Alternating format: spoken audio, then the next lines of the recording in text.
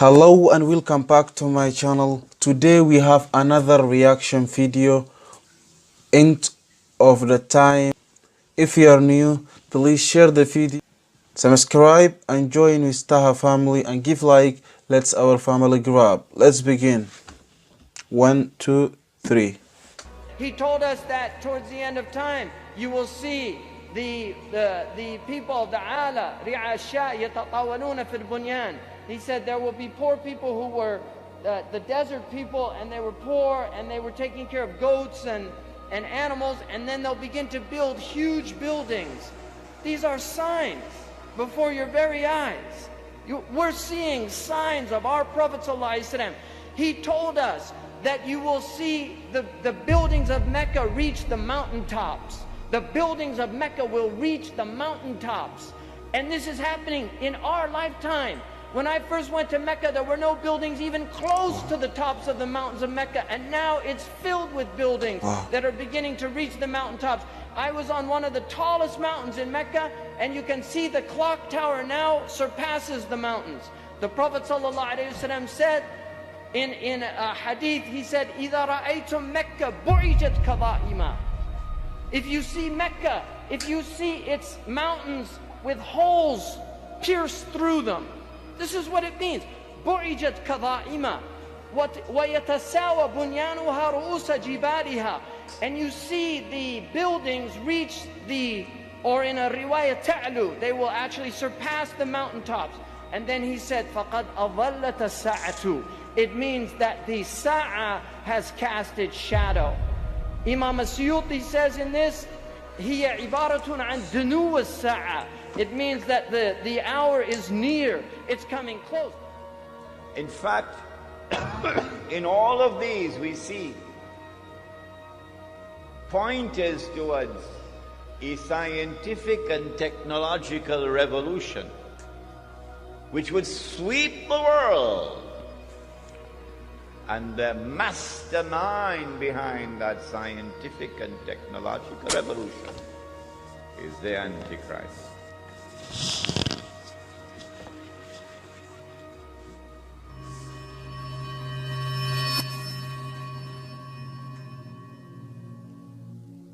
We were sitting in the masjid, and the Prophet alayhi salatu wasalam is sitting with us. And a man enters the masjid, he's dressed in all white, his hair is all black, but no one knew him. Well, that he had to be a traveler, musafir, coming out of the desert, because no one knew him. Medina is small. Well, if he's coming out of the desert, he'll have dust on his clothing, and dust on his eyebrows, and dust on his beard. In those days we used to have beards. But this man is spotlessly clean. So this is a puzzle. This is something strange. Who is he? It's mysterious. It's mystifying. It turns out, eventually we learned that this was Jibreel alayhi salam. And Allah sent him in human form in front of everybody. It's the first time in history that Jibreel alayhi salam appears in human form in front of a whole gathering. Never before. First time. And he came to ask 5 questions. And they're divided into 2 parts. In the first part, he asked what is Islam and what is Iman and what is Al-Ihsan. But in the second part, he asked, when will the last hour come? And what are the signs of the last hour? In answer to the first question, when will the last hour come? He replied and said, the one who is being questioned has no more knowledge than the one who is questioning. I mean, I know who you are.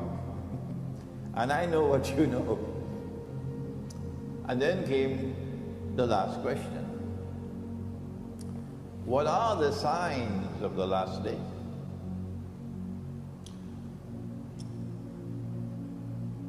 The last day is different from the last hour.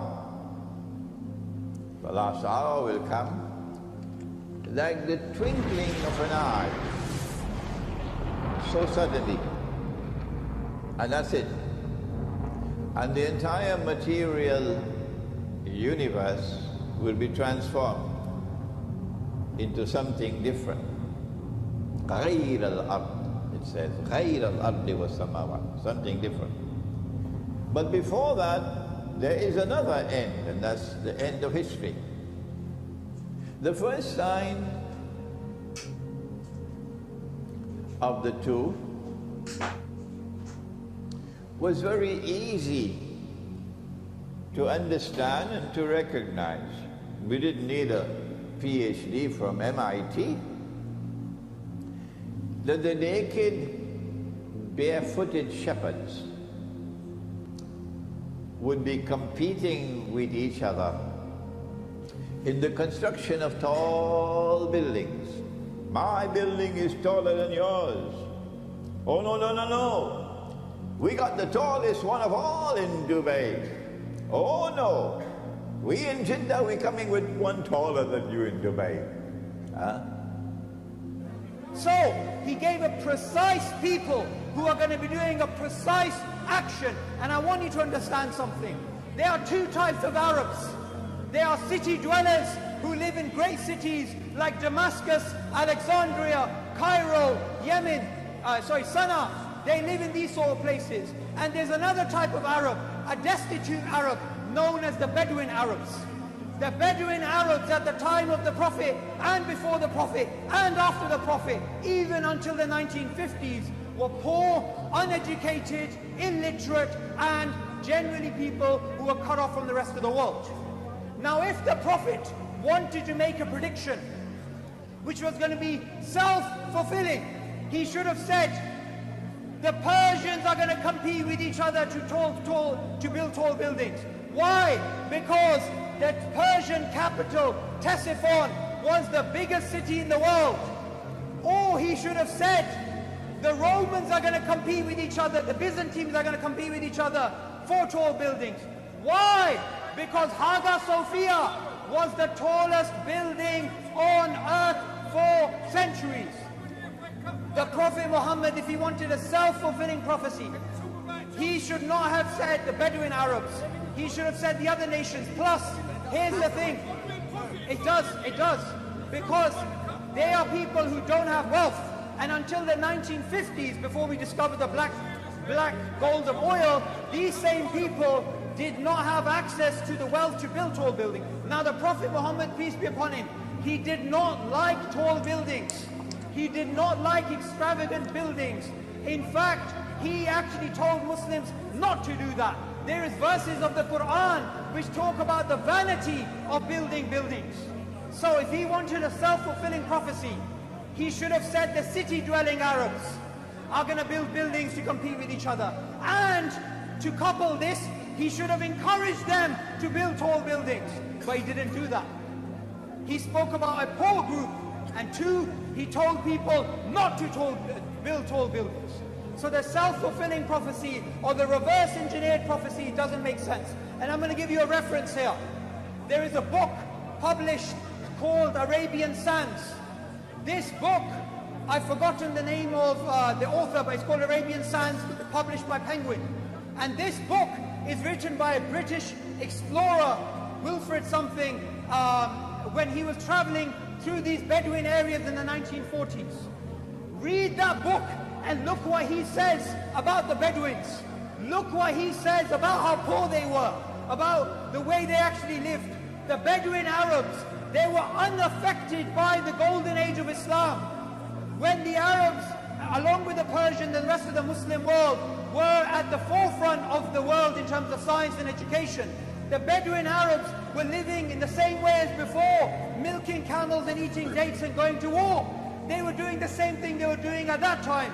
After the golden age, when we had after the Umayyads, after the Abbasids, when we had the Ottoman period, when we had the Ottoman Empire, when the Ottomans, the Ottoman Turks, when they controlled a large mass of the world, when they were the rulers of the Muslims, the Bedouin Arabs were living in the exact same way that they were living before. So this group of people, from every counterfactual way, from every falsification way, when you try and check that, there is no way that if the Prophet wanted a self-fulfilling prophecy or a reverse-engineered prophecy, he should have made other guesses.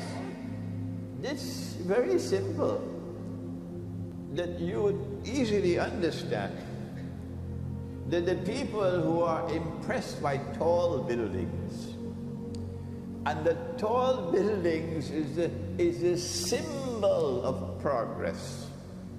And if kampung, for our listeners in Britain and France, kampung means a village. If kampung doesn't have any tall buildings, then kampung is backward. So leave kampung and head for where the tall buildings are. This is the sign of a person whose intellectual acumen is that of a naked, barefooted shepherd. What do you mean? I got my PhD from MIT and you telling me? Yes, that's what we're saying. That you now equate tall buildings with progress. You no longer consider what is in the heart to see, is he a man who speaks the truth? He never tells lies. I want you to recognize that Britain was the leader of the world in the technology which led to all of this. I present all of this information to you to argue the case that the island in the hadith of Tamim ad-Dari is the island of Britain. And so my answer is that that island of Tamim ad-Dari is Britain. Wow. Wow, Taha family. What is the Prophet tell the people in 14th century ago is happening today? And then they today came mention it about that. And then it's nice video. And then what he's saying, this man, is the Prophet told us from that time until today. And then it's today happen. Anyway, thank you for watching this video. Goodbye.